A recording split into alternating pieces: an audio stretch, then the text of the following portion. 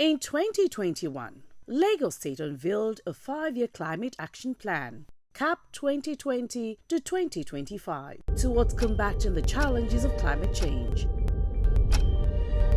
CAP is geared towards achieving the ultimate goal of zero carbon Lagos. According to Governor Sanwo-Olu, prior to the Paris Climate Change Conference of 2015, the state government set out to develop a climate change policy and action plan. I am certainly delighted to let you know that Lagos is the first state in the country to have developed a climate action plan. And we believe that this will help to achieve an emission-neutral city by the year 2050. The onus is on all of us to collaboratively do everything necessary to save our environment, to mitigate the adverse effect of climate change, and to make our planet more pristine and more livable for all of us. These encapsulates the state's vision for combating the challenge of climate change. Lagos signed up for the C40 Cities Climate Leadership Group in 2018. The 2022 Climate Change Summit, the 9th in its series, with the theme Integrating Climate Actions in Lagos State, Opportunities and Trade-offs, had stakeholders with the engagement of the private sector, development partners, and donor organizations in attendance, finding solutions and ways to better adapt to climate impact. This is the 9th edition of our summit. So we don't just talk at this summit, we actually act. So there are many initiatives that has come out of this summit. For example, LASPAC was an offshoot of one of the summit that stated and recommended that Lagos State should create an agency that's responsible for our parks, that grow trees. That's how LASPAC came into being. BRT was also one of the things that came out from various summits, Betty, and of course this one. Building of groins to protect our environment. A lot of people don't know that Victoria Island will have disappeared. Victoria Island, 555 hectares of land, will have disappeared by 2010 if we did not do what we did. So Lagos listened to experts, we listen to scientists, and we make decisions. That's why we have this summit, so that because we know that as a team, we don't know it alone. And as such, we bring in people that can advise us. C4040 was actually formed. Lagos was part of it. We were part of those. We were the only sub-sovereign in the world that was at that summit. Lagos and South Africa were the only two partners in Africa because we knew that we are a state, a literal state, that's 2 meters below sea level. And we don't want to disappear, and we will not disappear. And so when people say, oh, what is Lagos doing? We are doing a lot. We are mitigating, but we are also encouraging adaptation. Because that Atlantic Ocean that is here is also the Atlantic Ocean in London. It's part of the Atlantic Ocean in UK. And as such, whatever happens there, when that snow melts, 18 days later, it's coming to Lagos. So it's not just what we do here, it's what the world does. And as such, that's why we are holding this type of summit and we are doing various things. And as been noted by many, climate change is not a future problem. It is with us now, and it is affecting every community in every country and every continent. We are seeing the impact in everything from wildfire in California to Chile to Greece, all over the world, to rising sea levels and flooding around the world, to intensifying heat waves in places where such phenomena used to be unknown. We are seeing flooding in Kuwait. This is supposed to be a desert. So we are seeing the world changing around us. But we must also change along with it. Here in Lagos, we know that we are a literal state and it puts us at the mercy of rising sea levels. It cannot be overemphasized that we are witnessing the increasing interdependencies of systems. With each passing year, the risk of unabated climate change mounts and we must deal with it. Last year, Lagos State took a giant leap by launching the Lagos Climate Action Plan, our second 5-year plan covering 2020 to 2025. This plan highlights evidence-based and inclusive climate action that will help create a more resilient Lagos for all. In just a year, I can say with great confidence that the Lagos Climate Action Plan has started to deliver great and impactful rewards, including attracting the attention of critical supporters and partners. For example, there is a recently awarded grant for the future cities of Nigeria by the UK government to the Lagos State Waterways Authority to improve the ferry services of the state.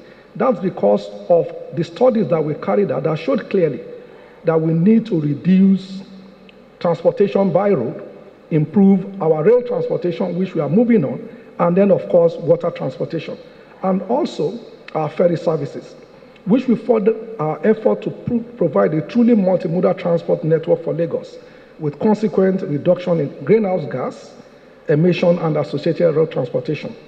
Distinguished ladies and gentlemen, we have recognized that inaction in the face of the devastating impact of climate change is not an option for us in Lagos.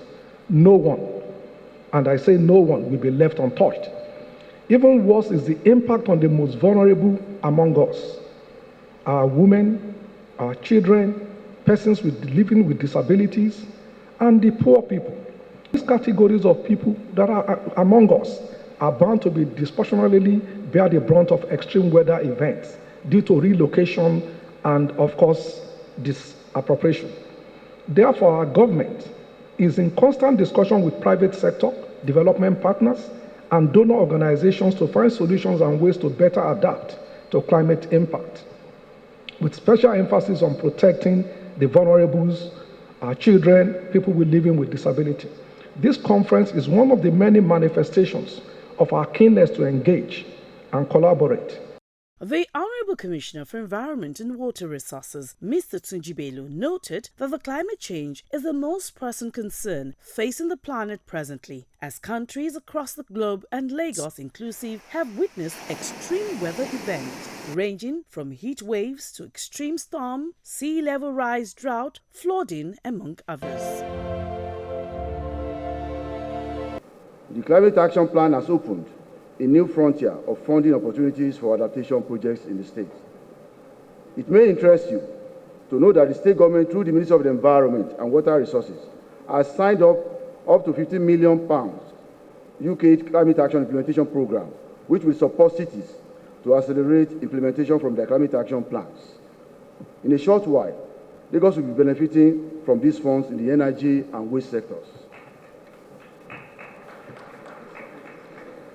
In addition, Lagos is at an advanced stage of complementing work on the Lagos Climate Action Adaptation and Resilience Plan as we prepare for the forthcoming Conference of Parties holding in Egypt in November. This document will project Lagos' needs on the adaptation level and also serves as one of the aggregate documents for collaboration and support from international donor agencies and investors. Climate actions require significant investments, and it's also a known fact that the economic cost of climate action far exceeds the cost of action. This is why the ministry is forward-looking with our collaborative efforts with private sector in order to maximize the inherent benefits of climate action. The theme is a demonstration of the effect of climate action on the state and how new vistas of opportunities can be developed and vision the theme's agenda of the state government under the environment thrust.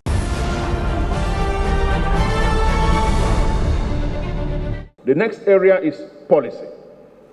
I am delighted to hear that you have a 5-year climate action plan, so that's perfect. But please ensure that your policies are consistent with the vision that you are creating.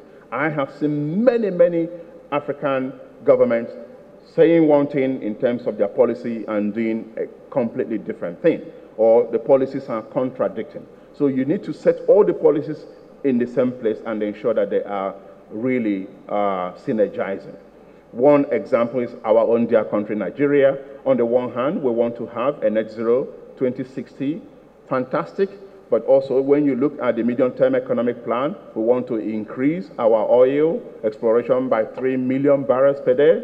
I have done the number crunching, they are not consistent. Next is the plan. You have the policy, you have to translate it into plan. One thing where we are very bad at in this country is the ability to measure our plan. What did we say we would do 10 years ago? How far have we gone here? And also making sure that the government that is coming is consistent in building upon the plan rather than starting from scratch. We need to ensure that our plans are well costed, that we know how much this project is going to cost and where the money is going to come from. The other packet I'd like to mention is the need of sustainable infrastructure finance, which promotes investments in infrastructure will support sustainable development in developing countries and to realize the SDGs. The infrastructure finance aims to build a green economy by supporting infrastructure projects which mitigate or enable adaptation to pressures from climate change or provide other environmental services and build a just and inclusive economy by supporting infrastructure projects which create decent jobs and provide access to essential goods, services and solutions. From our own experience, when we were supporting Nigeria to develop some of its policy framework, for example, when we were supporting Nigeria to develop the national policy on solid waste management, it was extremely difficult. We went to all the states, the 36 states in Nigeria, and it was extremely difficult to get data. I can confidently tell you that one state that gave us data, not just data, but disaggregated data, was Lagos State. So how can we use Lagos State as an example to other states in Nigeria, but not only in Nigeria, in Africa? For us at UNIDO, UNIDO is the United Nations Industrial Development Organization. We will continue to support Lagos State.